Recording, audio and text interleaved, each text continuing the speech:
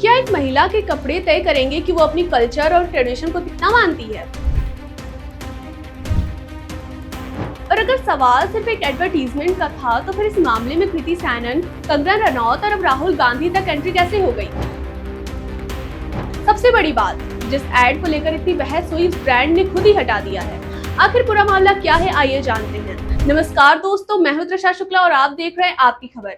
दरअसल ये पूरा मामला शुरू हुआ एक रक्षाबंधन ज्वेलरी एडवर्टीजमेंट से। इस एड में कृति सैनन अपने भाई को राखी बांधती नजर आ रही हैं। इसके बाद वो अपने पेट डॉग को भी राखी बांधती हैं। एडवर्टीजमेंट में कृति ने एक मॉडर्न इंडो वेस्टर्न आउटफिट पहना था। बस फिर क्या, सोशल मीडिया पर एड को लेकर लोगों की अलग अलग राय सामने आने लगी। कुछ लोगों ने कृति के आउटफिट को रक्षाबंधन जैसे ट्रेडिशनल फेस्टिवल के हिसाब से नहीं माना। वहीं कुछ लोगों ने एड में डॉग को राखी बांधने वाले हिस्से पर भी सवाल उठाए। देखते ही देखते ये एडवर्टीजमेंट सोशल मीडिया पर चर्चा का बड़ा मुद्दा बन गया। इसके बाद इस मामले में कंगना रनौत की भी प्रतिक्रिया सामने आई थी। उन्होंने कृति के आउटफिट पर सवाल उठाए और एड को लेकर अपनी नाराजगी भी जाहिर की थी। अब यहाँ से मामला सिर्फ एक एडवर्टीजमेंट का नहीं रहा, क्योंकि इसके बाद कृति सैनन ने खुद इस पूरी विवाद पर जवाब दिया है। कृति ने इंस्टाग्राम स्टोरी पर लिखा कि फेस्टिवल की असली खूबसूरती सिर्फ कपड़ों में नहीं, बल्कि उनसे जुड़ी फीलिंग्स और ट्रेडिशंस में होती है। उन्होंने कहा कि रक्षाबंधन उनके लिए भाई बहन के बीच प्रोटेक्शन और प्यार का रिश्ता है। उन्होंने बताया कि वो उनकी बहन एक दूसरे को राखी बांधती हैं, एक दूसरे की हेल्थ, हैप्पीनेस और लॉन्ग लाइफ के लिए प्रार्थना करती हैं। कृति ने अपने पेट्स को भी फैमिली का हिस्सा बताया, लेकिन उनके बयान की सबसे ज्यादा चर्चा इस बात को लेकर हुई कि आखिर महिलाओं को ये बताना कब बंद किया जाएगा कि उन्हें क्या पहनना चाहिए। कृति का साफ कहना था कि किसी महिला के कल्चर और ट्रेडिशन उसके दिल में होती है, उसके कपड़ों में नहीं। अब इस पूरे मामले में एक और बड़ा नाम जुड़ गया है, राहुल गांधी का। राहुल गांधी ने कृति सैनन के बयान को अपने इंस्टाग्राम स्टोरी पर शेयर किया और उनका सपोर्ट किया। उन्होंने कहा कि एक महिला क्या पहनती है, क्या करती है और कहाँ जाती है, ये उसकी अपनी चॉइस है। साथ ही उन्होंने महिलाओं की उनकी फ्रीडम के लिए ट्रोल करना बंद करने की बात भी कही।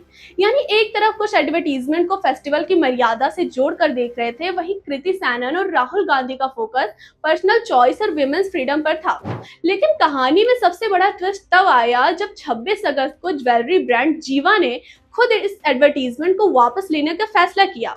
ब्रांड ने अपने बयान में कहा कि वो इंडियन कल्चर, ट्रेडिशंस और फेस्टिवल को बहुत सम्मान करते हैं।